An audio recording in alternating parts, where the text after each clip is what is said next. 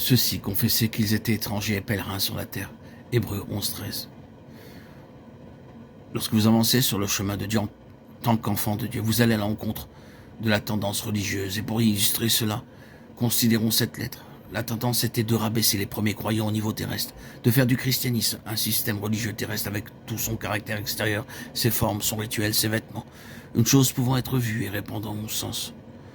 Cela influençait beaucoup ces chrétiens, faisant appel à leur âme, à leur nature, et la lettre était écrite pour leur dire « Laissons ces choses et allons de l'avant ». Nous sommes pèlerins, nous sommes étrangers, c'est ce qui est céleste qui compte. Je vous invite à relire le passage concernant la Jérusalem céleste dans le chapitre 12, 18, 24.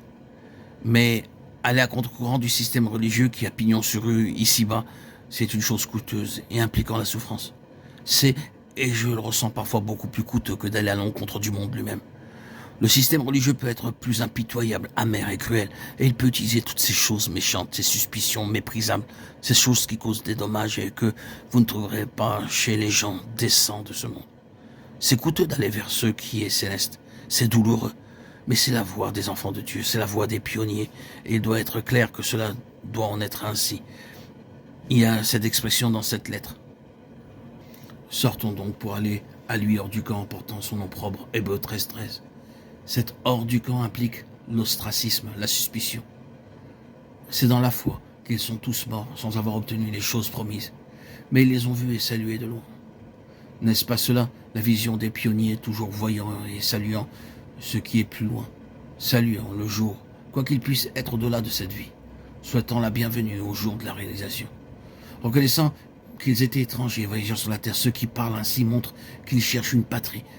S'ils avaient eu en vue celle d'où ils étaient sortis, ils auraient eu le temps d'y retourner. Mais maintenant, ils en désirent une meilleure, c'est-à-dire une céleste. C'est pourquoi Dieu n'a pas honte d'être appelé leur Dieu. Dieu n'est pas honteux de ceux qui sont en pèlerinage avec lui jusqu'à la fin. Il les appelle sa propriété et il est appelé leur Dieu. Et il a préparé pour eux une cité. Hébreux 11:13-16. Il y a dans ces tous un merveilleux résumé quand vous le méditez. Il dit d'eux qu'ils avaient vu quelque chose et qu'ayant vu, jamais ils ne pourraient se reposer sur cette terre jusqu'à leur dernier jour et leur dernier souffle. Ils étaient encore pèlerins, l'appel de l'invisible était en eux. C'est quelque chose qui doit venir en nous du ciel, afin de nous introduire dans le ciel. Est-ce que vous l'avez reçu? C'est la clé de tout, et cela explique tout. C'est la garantie. Oh, béni soit Dieu pour cela, et que bien plus d'enfants de Dieu connaissent cela avec une grande puissance. Que tout cela est en nous, sous forme de désirs, de grands besoins et de quêtes. Ce qui naissant de l'Esprit de Dieu peut se réaliser.